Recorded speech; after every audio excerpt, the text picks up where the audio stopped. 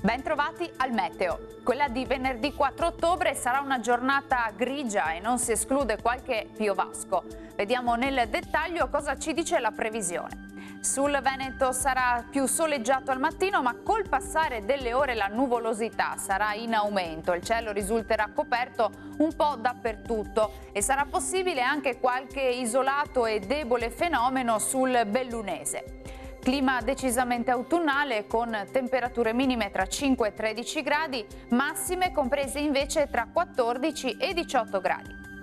Ci spostiamo ora sul Friuli Venezia Giulia, dove il cielo anche qui sarà via via più nuvoloso nella seconda parte della giornata, anche con qualche pioggia di debole intensità e a carattere sparso. Temperature minime tra 7 e 12 gradi. I valori massimi invece saranno compresi tra i 16 e i 17 gradi.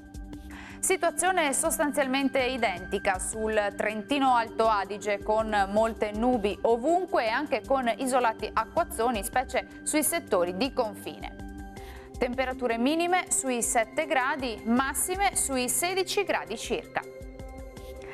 Bene, dal meteo di Antenna 3 per ora è tutto, vi do appuntamento al prossimo aggiornamento. Arrivederci!